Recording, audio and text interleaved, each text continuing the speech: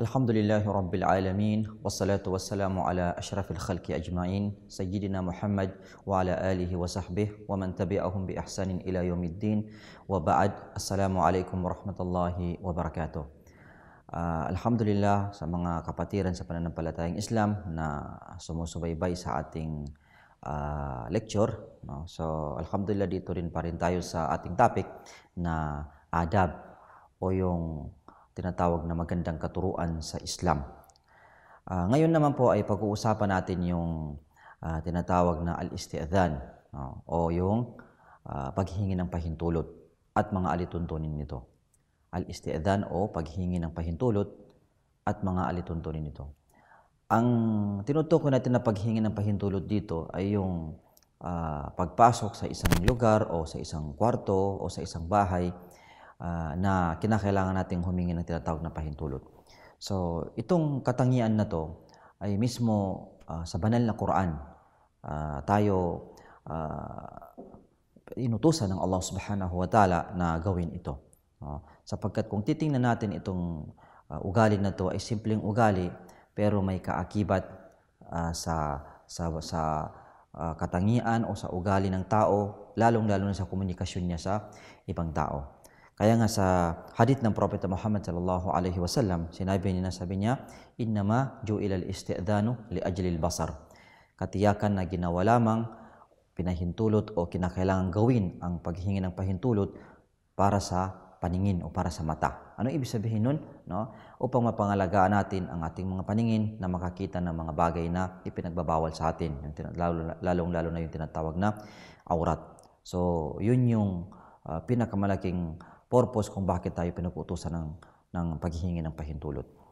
Sabi ng Allah Subhanahu wa Ta'ala sa banal na Quran, sabi niya sa Suratul Nur, verse 59, A'udhu billahi minasyaitanir rajim, wa idza balagal atfalu minkumul huluma falyasta'dhinu kama sta'adhana alladhina utul kitaba min qablikum.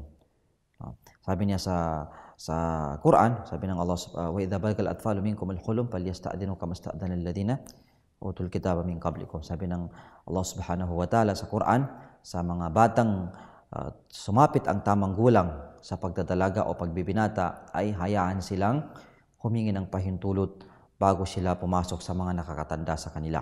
Yun ang ibig sabihin ng talata na yun. No? So, itong Quran na to, itong talata na to sa Quran ay parang inutusan tayo na disiplinahin natin ang mga anak natin o di kaya yung mga halimbawa, hindi natin kamag-anak na nakihalubilo sa ating bahay para sila ay magserbisyo sa atin. No? Tulad halimbawa ng unang panahon na maraming tinatawag na mga alipin noong unang panahon. So pinag-utusan sila ng Quran na maghingi muna ng pahintulot bago sila papasok sa kanilang mga amo o sa mga bata para sa kanilang mga magulang upang hindi makakita ng tinatawag na aurat. Kaya mismo ang Allah Subhanahu wa Ta'ala lamang, mismo ang Allah Subhanahu wa Ta'ala ang nag-utos sa Quran tungkol dito sa magandang alituntunin na to. Ngayon may mga ilang alituntunin dito na banggitin natin tungkol sa magandang alituntunin ng paghingi ng pahintulot. Una-una, ang pinakamainam na gawin bago papasok sa isang kwarto o sa isang pasukin, sa isang kung saang papasok, ay magbati muna ng salam. Assalamu alaikum. Sabihin na, Assalamu alaikum. Ang kapayapaan ay sumasayo. No? Halimbawa na sa labas, pagpasok sa bahay, ay magbati ng assalam. Para ito ay pamamaalam na rin o papahintulot na rin sa kanya. No? Na parang ipinapaalam niya na may tao sa labas. Itong salam na to is alam natin na ito yung pambati natin sa Islam na kinakailangan sa isang taong Muslim na madalas niya itong gamitin sa kanyang kapwa sapagkat ito ay isang panalangin. Assalamu alaikum. Ang kapayapaan ay sumasayo. Diba? So, pinag-utusan tayo ng Islam na gawin itong madalas o sabihin itong madalas. Pangalawa, mas mainam na tumayo sa kanan o kaliwa ng pinto upang maiwasan na makita ang mga bagay na ipinagbabawal tignan kung bubuksan ng pinto. Habang halimbawa, papasok siya, mas mainam na wag direct yung mata niya sa pinto. Dahil pag oras na binuksan ay makakakita siya ng mga hindi ka nais-nais. So, mas mainam na tumayo siya sa banda sa kaliwa o sa kanan. Yun ang purpose doon para maiwasan natin yung makakita ng hindi maganda. Pangatlo, iwasang tumingin ng madalas sa bahay ng ibang tao maliban kung ipanapahintulot nito. No? So, itong ugali na to ay kinakailangan sa isang taong Muslim na wag masyado siyang mapagmasid sa kapwa, lalong-lalo na sa kapitbahay o sa ibang bahay. No?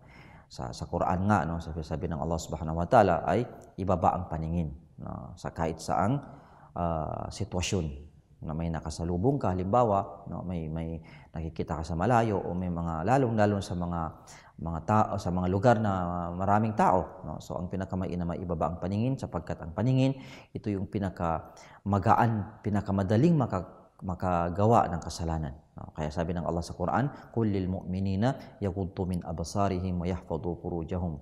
Sabi ng Allah subhanahu sa Quran, sabihin mo o Muhammad sa mga mananampalataya na ibaba nila ang kanilang paningin, ano, ibaba nila ang kanilang paningin, i-kontrolin nila ang kanilang mga paningin at pangalagaan nila ang kanilang mga ari. No, ibig sabihin sa paggawa ng kahalayan o sa tinatawag na zina. So mismo sa banal na Quran ang nag-uutos nito. Pang-apat, humingi ng pahintulot sa pagpasok ng hanggang 3 beses. No? Humingi ng pahintulot. No? Halimbawa, pagkatapos mo ng salam, sasabihin mo na, tao po, no? 3 beses. Kung hindi ka pinapahintulutan na pumasok, ay wag pumilit. No? Bumalik ka na lang sa ibang araw nang walang sama ng loob. Yun ang pinakamainam doon. No? So, ibig sabihin, no? Ang tao, maaring ang papasukan mo ay walang tao o di kaya ay ayaw ng tao na may bumisita siya o may pupunta siya sa ganong oras. Panglima, mas mainam na banggitin ang iyong pangalan. No? Banggitin ang iyong huwag sabihin na si ako ito, si ako. No? Mas mainam na banggitin ang pangalan. Sapagkat ito ay may nangyari sa kapanahunan ng Propeta Muhammad sallallahu alaihi wasallam na may pumasok na may gustong bumisita sa kanya na isang sahaba at sinabi niya na, kumbaga sa atin ay sino to? No? Sinabi nung sahaba na ana, sabi niya. Kumbaga ako ito, si ako ito. No? So parang ito ay kinamuhian ng Propeta Muhammad sallallahu alaihi wasallam yung ganung pagkasabi ng tao na ito. Mas mainam na banggitin ang pangalan. Pang-anim na alituntunin sa paghingi ng pahintulot, no, ay huwag katukin ng malakas ang pinto. No? Mas mainam na lumanay na pagkatok sa pinto, no? At huwag masyadong malakas sapagkat ito ay isa sa mga kapintasan ng pag-uugali. No? Mas mainam na matahimik yung pagkatok sa pinto. Pang-7, no? Magpaalam ng maayos bago aalis sa pagtitipunan, no? At ang pag-alis ay nakasalalay sa pahintulot nila. No? Ito naman is halimbawa, no? Ang tao ay nasa loob na siya, no? At nasa loob na siya at may marami siyang mga nakasalamuha. Ngayon gusto niyang umuwi, no? Gusto niyang magpaalam, so mas mainam na magpaalam muna siya sa mga tao doon, no? At ang papahintulot sa kanya ay nakasalay sa kanila. Ibig sabihin, pag ikaw ay pinagbawalan ka muna nila o gusto kanila munang mamanatili doon, so karapatan nila yun. Mas mainam na manatili ka muna doon sapagkat yun ay karapatan nila at nagpapakita ito ng magandang pag-uugali. Pang-8, no? Humingi ng pahintulot bago pumasok sa kwarto o silid ng mga kamag-anak. No? Ito, humingi ng pahintulot bago pumasok sa kwarto o silid ng mga kamag-anak upang maiwasang makakita ng masilang bahagi ng katawan. No? Mas mainam. Kahit kamag-anak mo man siya, kahit man kapamilya mo, ay bago ka papasok. Kahit kapatid mo mismo, halimbawa na babae, no? Ay humingi ka muna ng pahintulot para maiwasan yung makakita ka ng mga masilang bahagi ng katawan.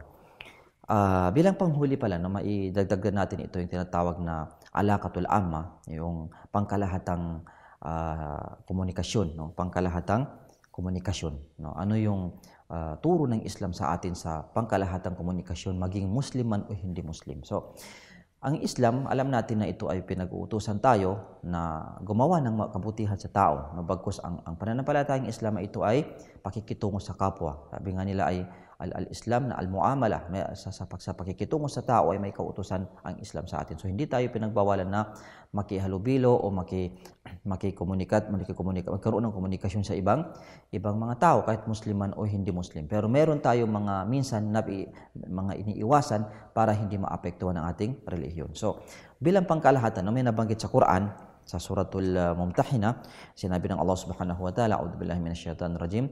La yanhakumullahu 'anil ladzina lam yuqatilukum fid dini wa lam yukhrijukum min diyarikum an tabarruhum wa tuqsitu ilaihim innallaha yuhibbul muqsitin. Innama yanhakumullahu 'anil ladzina qataluukum fid dini wa akhrajukum min diyarikum an tawallawhum. No, sabi ng Allah sa Quran, sa suratul Mumtahinah, sa verse 8 at saka 9, sabi ng Allah, hindi kayo pinagbabawalan ng Allah subhanahu wa ta'ala sa mga taong hindi nagkaroon ng labanan sa inyo, no, na makitungo kayo sa kanila o pakitunguhan niyo sila ng makatarungang pakitungo, no.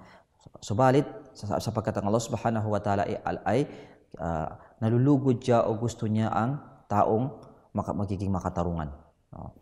Subalit ang ipinagbabawal sa atin ng Allah subhanahu wa ta'ala, karugtong ng hadith na yun, ay pinagbabawal ng Allah subhanahu wa ta'ala ay mga taong mayroong nagkaroon ng tinatawag na digmaan sa pagitan ng Muslim at saka sa hindi Muslim, sa mga kaaway, at kinampihan mo itong mga tao na laban sa mga kapwa mo.